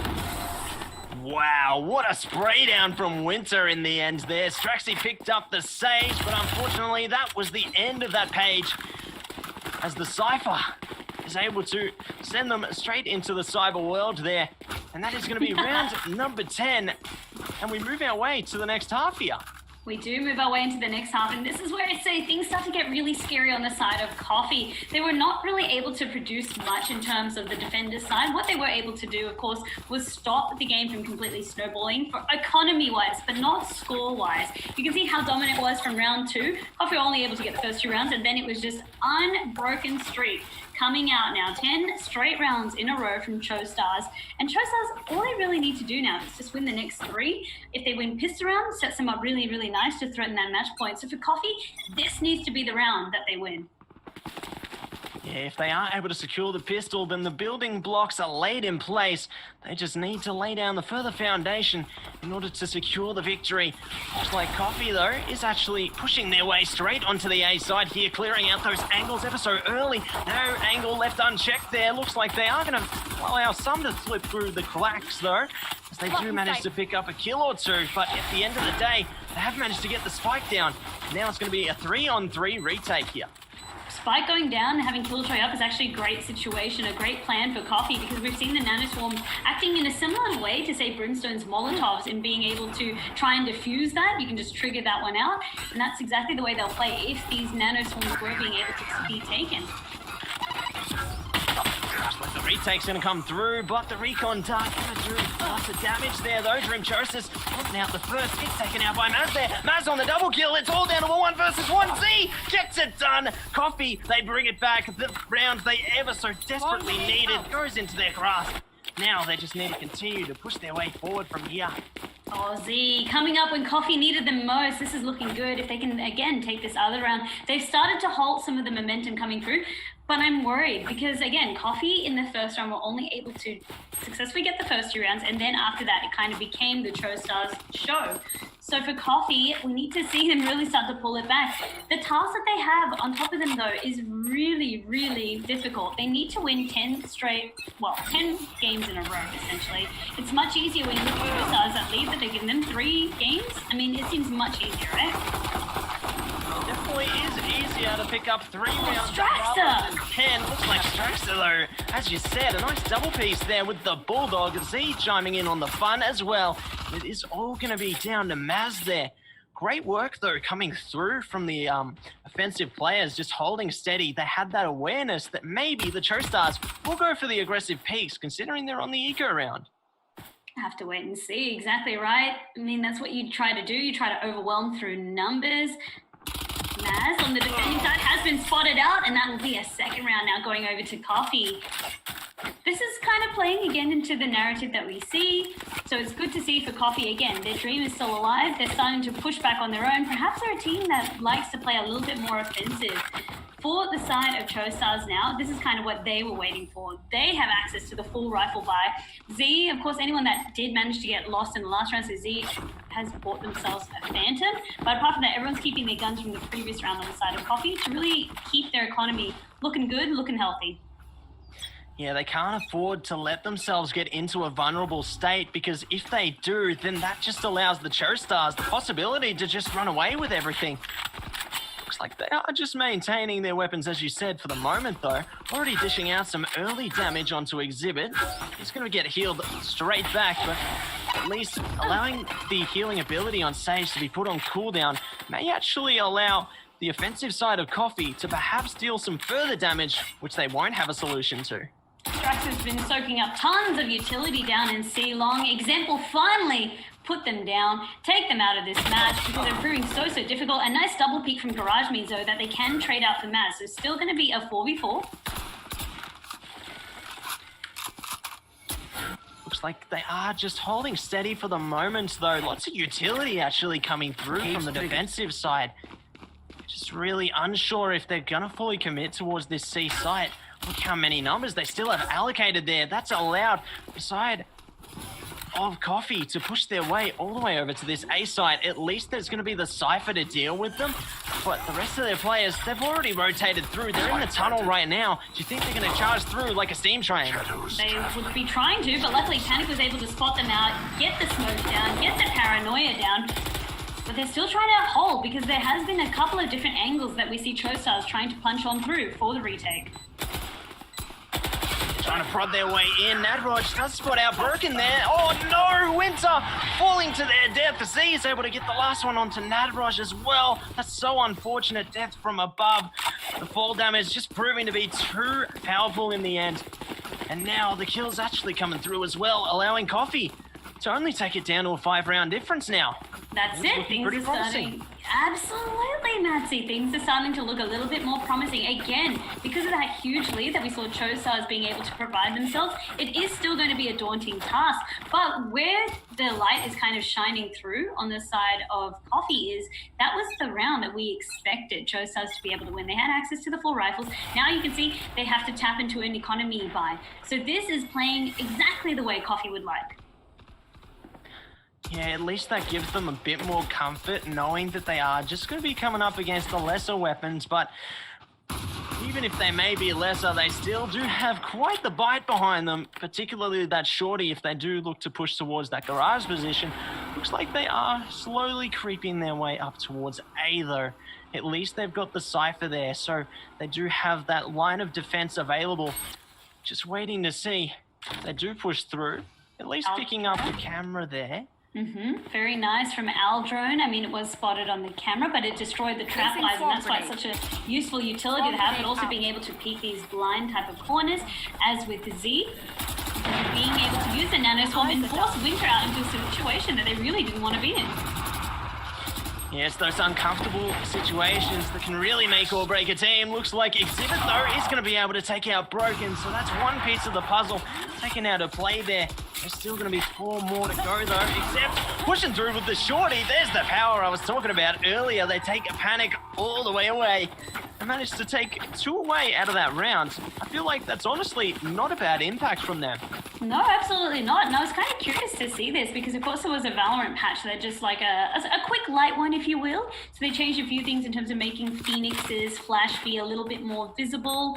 And then the biggest thing for me was changing shotgun spread when you were airborne. You could see, especially when you still get close up from Exempt, using the satchels to bounce back and forth.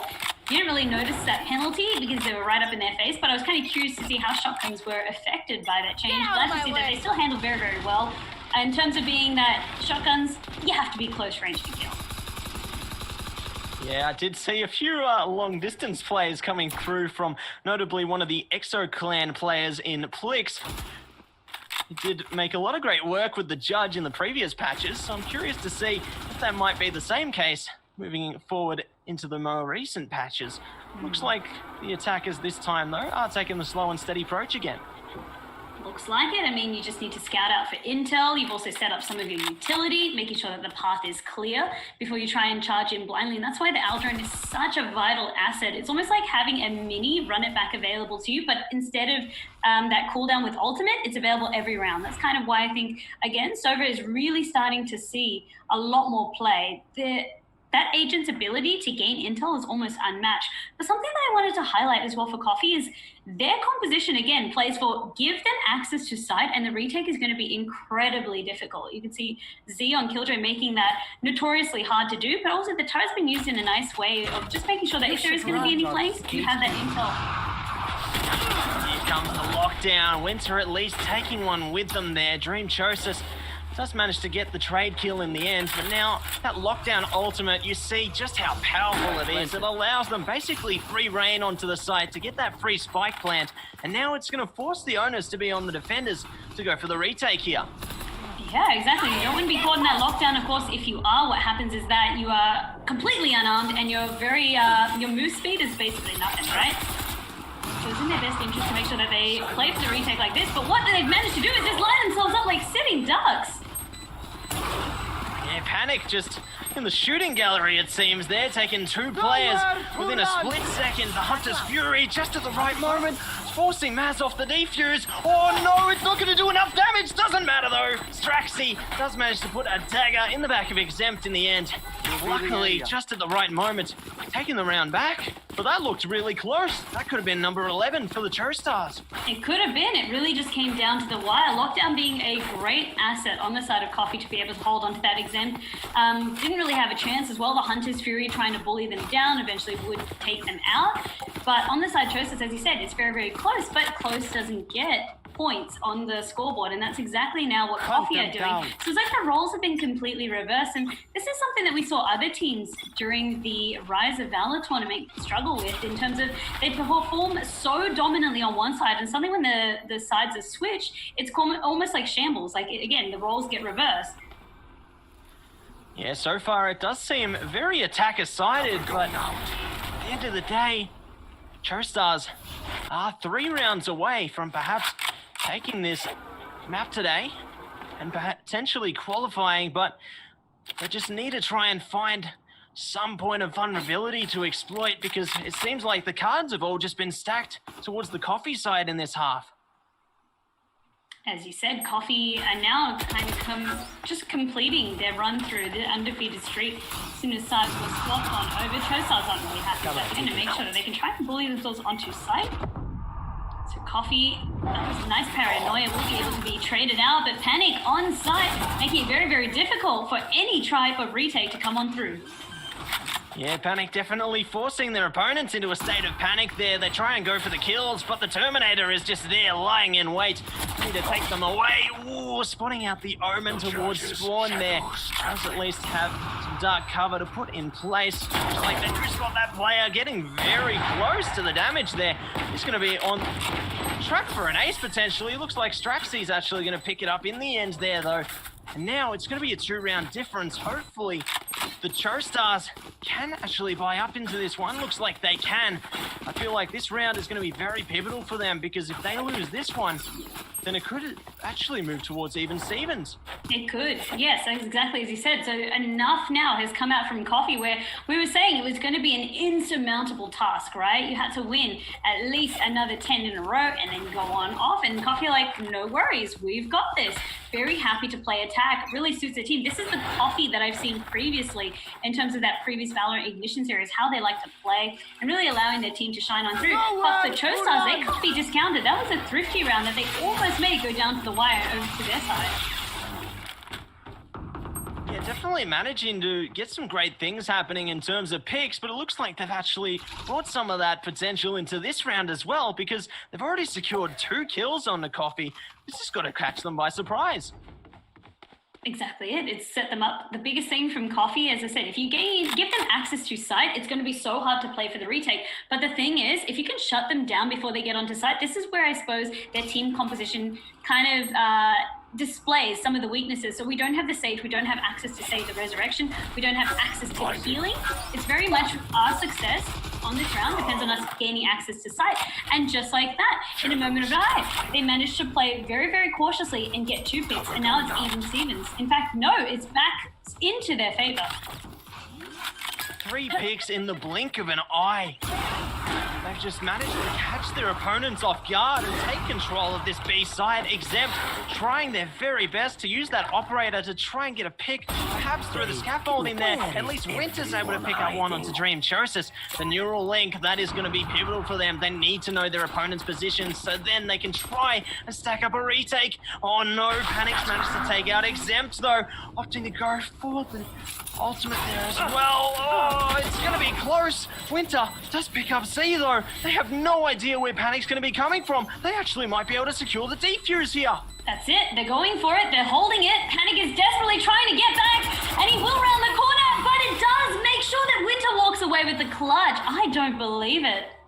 Oh my gosh, that was so close. The timing on that was split milliseconds away. Panic, that ultimate definitely cost them there. He tried to get another point of attack to try and maybe flank behind them, but it all just proved to be counteractive there because the defending side managed to take advantage of that and managed to go straight for the defuse. That's 6 rounds now, and the drought has been broken on the side of ChoStars, and this is where it starts to look a little bit scary now because, again, it feels as though inch by inch now, they're trying to get themselves to that match point. That neural theft was pivotal from Winter in able to win that round, but also, as you said, from the shadows, from Panic, almost panicking with that one, going so far away that they couldn't play for retake when Winter pushed. Again, it was just a very clutch moment. It could have really gone either way at the end of the day. Looks like they have actually spotted out Exempt's position though. There's the paranoia to come through. Paint Shell going to follow through in turn. Just trying to see if they can get away from that uncomfortable situation. Luckily, they did have a satchel available to do that, as well as the cover from the cyber cage. But now, in turn, that's actually allowed the attacking side to gain quite a significant amount of territory for themselves. They could definitely brute force their way in. Winter, of course, was the only member of ChoStars who was able to save a gun. In fact, I think they've given it off to someone else. Actually, no, Winter was traded out after, yeah, that's right. So it's been a full economy buy on the side of ChoStars, but it doesn't really matter for them because the picks were they're playing these shorter, closer angles and really making Coffee rush into it. This is nice. They can recover some weaponry as well in what surely should have been going Coffee's way. Yeah, you'd think maybe it'd be power in numbers, but it looks like the defenders just have a bit of grasp over the site there as they do make great use over the pistols, even the shorty. Oh no! They actually do take out one player there, even bringing one of their own back from the dead. It's all going to be down to Dream Chosis on such low points of health. What more can they do at this stage? There comes the recon dart. Maz gets it done, and that is going to take them all the way to series point, Bandy. It will indeed. Dream Chosis trying to hold on out, stick the spike at least, give them a little bit extra credits heading into this because, as you said, ChoStars are now threatening match point. It was 6 rounds undefeated for Coffee, but once the drought was broken, as we say, when it rains, it pours. It is pouring ChoStars' direction. They only need to be able to take this one out. They won that last round, which was a thrifty round, which means they have full access to a buy for themselves. On the side of Coffee, because they were able to have that win streak, they still have funds to be able to afford a buy. And of course, they need to afford a buy because now they're defending against potentially going home for today. Yeah, there's definitely a lot weighing on this round because if they do unfortunately lose it out, then that is going to be it for them for today. Luckily, they do have a further opportunity, should that be the case tomorrow though.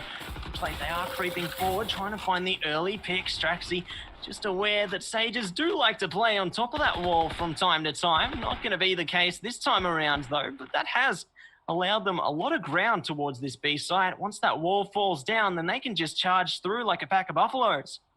Exactly right, and holding that cross angle as well. Strax has got one side and Panic has the other, and once they set up for the smokes, it's just about setting up for the push. A good read onto situation, but that's the way Coffee need to play. They really need to be able to gain access into side because, again, that's really where their composition shines the most. Cover going now. Great pick coming through from Panic there, taking out the player in A-Link. Z's also taken out. Exempt. Oh, Exhibit falling down as well. Here we go. The picks that were wanting to be made by the side of Coffee have indeed been found. Here. It's looking like a bit of deja vu. This B site control has a similar situation we saw earlier in the game. It does, so they've gained full access to the B side. They're yet to plant the spikes though, uncommitted to whether they want to rotate on off or also, again, just trying to get a little bit more intel. Finally now Dream Chosis feels safe enough. The smokes are out, the utility was refreshed to be able to go for the plant. And you have Winter trying to make their way through as well as Maz bit by bit, see if they can try and catch out anyone. But they may also just play for a save because again, even though this is match point for them, they still have plenty more rounds that Coffee need until the tables are turned. They don't feel like they need to go for this, essentially. Yeah, and considering the round deficit that they did find towards the beginning of this half, I feel like maintaining as many of those primary weapons as you can is going to be pivotal for them. If they want to push their way towards success, saving these 2 rifles is going to be absolutely bountiful for them because then they can perhaps buy for their teammates, look to pick up even further rifles. And then that could be history from there. Looks like they are just going to get away with their lives this time around, though. Maz trying to dance with the devil, spotting out one player, but does opt to retreat at the end of the round. And now, 3 rounds away from even Stevens. That's it. Coffee have made sure that for ChoStars, you really need to be able to work for this match point. They're managing to draw it out a little bit longer for themselves. And for Coffee, they're the type of team where we saw where you give them an inch and they have the ability to take a mile. But this doesn't really change exactly what we were saying before. It's still going to be match point, and it will continue being match point for at least 3 more rounds on the side of Coffee, so plenty more chances for ChoStars. And Coffee do have some really powerful ultimates behind them as well. If they do want to try and perhaps gain some ground, they've got the lockdown, the Hunter's Fury. They've also got Cypher there, who may be able to find the enemy's positions with that ultimate. But on the ChoStars side of things, they've got a showstopper. And that could be the final nail in the coffin if they use it effectively. Yeah, I feel like we haven't really highlighted, again, ultimates for some time, but things like the Hunter's Fury, Neural Theft, they've been really pivotal in terms of being able to try and win these rounds. Showstopper, again, being another good ultimate in that audio can just itself, by hearing it, just make people just want to just completely leave the side. It looks like they have completely left the site there, trying to go for some contention early on. ultimately do opt to I retreat in know the end. exactly They've actually where managed to you are. detain one player. Exempt not going to be able to push their way forward just yet. Going to have to opt to bide their time for the moment before they potentially go for something. It looks like they're just going to opt for the save again, though. It does absolutely look like they're opting for this save. So they know that if they lose too many rounds in a row, again, Coffee start to stack up economy. This way they can give themselves a bit of a padding. Because as we said, it's going to be 3 rounds that Coffee need to be able to do. Well, 2 rounds after this one, of course. So they're making sure that they're setting themselves up because it's just 1 round. 1 important round that they need to use. A big ultimate was consumed for Coffee to be able to gain access onto the site, being locked down. They won't have it available next turn around. Also, the neural theft being utilized. So again, these were ultimates that we hadn't really been drawing or bringing attention to. But for Coffee, of course, they just need to use everything they can up their arsenal to, again, just keep this game going as long as possible. Yeah, they just really need to try and run it back. Try and run down the clock there, see if they can go as far as they can, because obviously it has been a long, steep climb, but they're almost at the summit. They are, as I said. It's almost like that whole journey of you going, you're hiking up like Mount Kosciuszko or something huge like that, and you've got your supplies, but how long are they going to last you? So we're making sure that by rationing our supplies, by saving on the side of Chostars, hopefully they can make it to the peak. Ooh, a tight angle being held by Exempt here. Coffee, if they do opt to peak this angle like they have previously with the Jet, then that could definitely put them in a player deficit. Looks like Chostars in kind has actually opted for some aggression of their own. Exhibit holding this off angle towards C Long there. Might actually be able to spot out the players. They can hear the steps here, Vandy. Yep, and they did. They managed to spot one, but they would get traded out in terms of being able to rotate back into the safety of their team. But it did pay off. Unfortunately, those straps are pushing up in garage, meaning that their defense is now in shambles. Oh, that is so well positioned by the side of Coffee. They just had that other player just ready to push through from that off angle in the garage. Chostars, they thought that they had a strategy in their hands, but looks like Coffee had one of their own to put in play.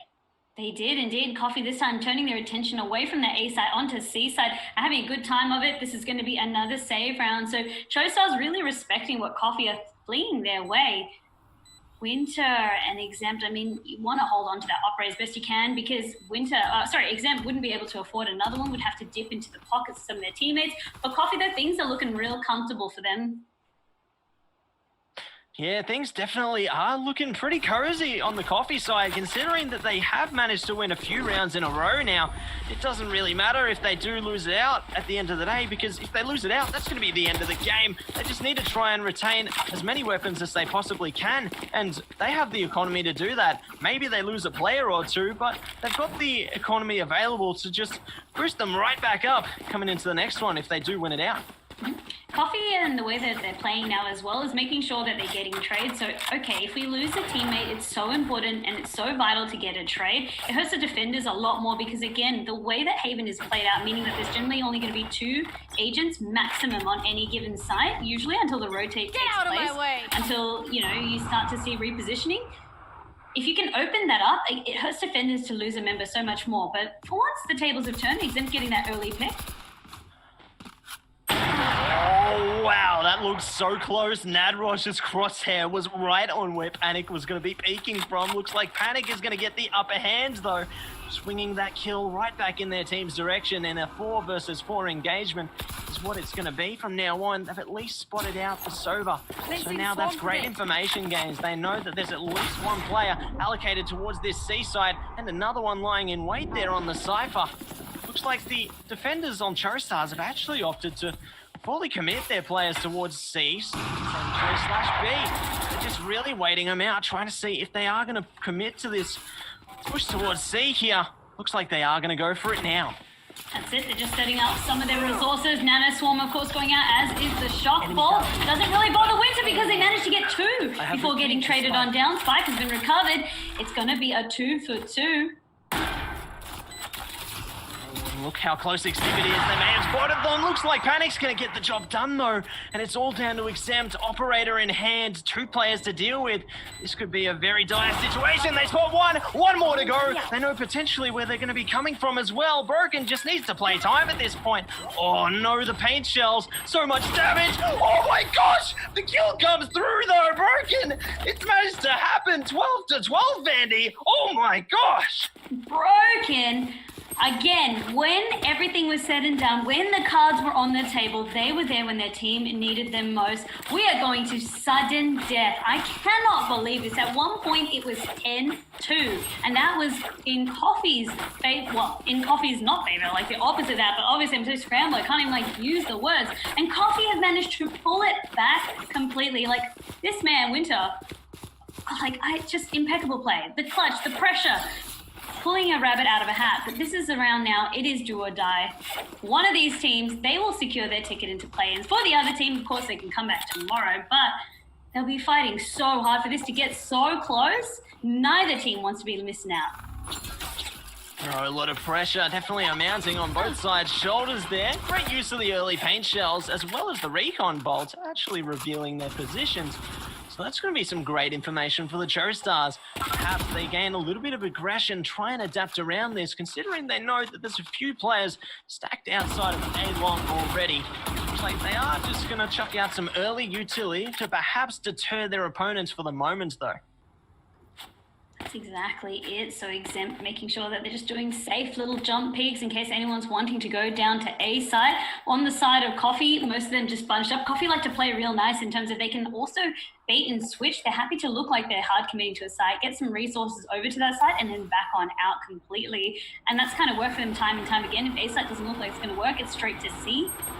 You're not really going to be messing around so much with that B side unless a couple of defenders are knocked out and it looks a lot more takeable then. Great use of the dark cloud there, though. The smoke coming through from the Omen, rather. Panic actually going to be taken out. Broken following. Straxy, though, does actually take out 2 of their own. Great use of the dark cover on the defending side. But as you said, Vandy, they can make it look like they're going towards one side, and now they're doing the switch all the way towards the other. Looks like C is going to be the play. The defenders have realized it. Now they're going to allocate 2 players towards that position. Do you feel like it's going to be enough here, though? I don't know. I mean, Trapwire has spotted them out. Of course, the numbers disadvantage is in Coffee's favor, and the read on the situation from Stars was really, really good. Of course, they have managed to make it so that they're on site. Ooh, that shot that was very, very close into hitting. Really down to the wire, down to the palm. Has spotted one member, knows that they're going to be playing in the cubby. Tries to peek on out. Dream will manage to get that trade, and unfortunately, they go one down. So for Coffee, their dream ends here. Their dream has turned into a nightmare, but nevertheless, they do have a further opportunity to push through tomorrow. Stars, they are going to be the team that qualifies through to the play-in stage. What a game it was indeed, Vandy. A game of 2 halves. I mean, congratulations again to Stars. You managed to do it from Exempt as well, who was maybe feeling a little bit sore from that last round where they played it as well as they could have. And then Winter really just making sure that, no, we're going to force it to sudden death. On Stars, you would have felt so deflated as well because, as I said, the scoreline jumping into the second half was 10-2. But Coffee, this is why I love this team. This is why they're a dark horse. Their ability to get knocked down but then picked right back up again is unlike any other team that I've really seen competing professionally for Valorant. And you can just never really discount them. Yeah, and it goes to show that they do live by a philosophy that every round is going to be winnable. And hopefully we will see a bit more of that philosophy coming through from them tomorrow because they played so spectacularly today. They did indeed. For Coffee, though, the dream has not yet ended. For tonight it has, but of course they'll hopefully have a better one tomorrow because that will be the final open qualifier that they can play in, but also the final open qualifier that we have hosted here for Rise of Valour. And then, of course, it goes down to looking at and turning our attention to last chance qualifiers, as well as then the play-in stage where things really start to heat on up. That was, of course, the last broadcasted match that we did have to bring you today. I hope you enjoyed it. Matty, I loved it. To have something like that after seeing more of that one-sided affair a little bit earlier, I mean, that was super, super duper exciting. That is just one way to bang through and qualify. That was an amazing match, going all the way down to the wire, all the way to that 13th round there. Only 1 round difference. It really goes to show just how evenly matched these teams are, rather.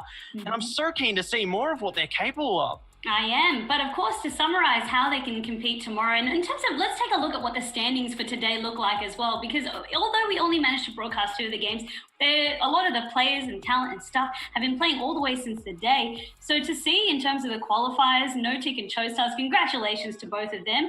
Monko managing to net themselves 90 points, as does Coffee. Paradox, Crabbot Killers, as well as that cool team in F, netting themselves 80 points. So, of course, the teams with the 4 top teams with the most amount of points will be playing again in last chance qualifiers. But I suppose if you're Chostars, you can finally rest. You've done it. You've secured your ticket. For Coffee, they'll be hopefully looking to come out guns blazing again tomorrow, as will Monka. Yeah, I'm very curious to see what the result of tomorrow will be, because I know a lot of teams who may have played the first 4 qualifiers may just be relying on points to see if they can secure their spot there. So it's going to be a very curious ordeal to see just how the standings do shape up after tomorrow. That's it. Of course, as you hinted, we have one last open qualifier to bring you all tomorrow, and then it's going to be time for the play-in stages. A big thank you to all of our viewers, to all of the players who competed, and to our partner, Alienware, as well as to yourself, Matsy. It was an enjoyable day with you. I really enjoyed having the opportunity to cast with you. It brought lots of excitement and hype for today. Yeah, it's been an absolute pleasure, Vandy. Always happy to cast Valorant, and it's been amazing to cast it with you, bringing all the action to all of you wonderful people at home, and I'm so keen for tomorrow as well. That's all she wrote. We'll see you hopefully tomorrow. Take care till then.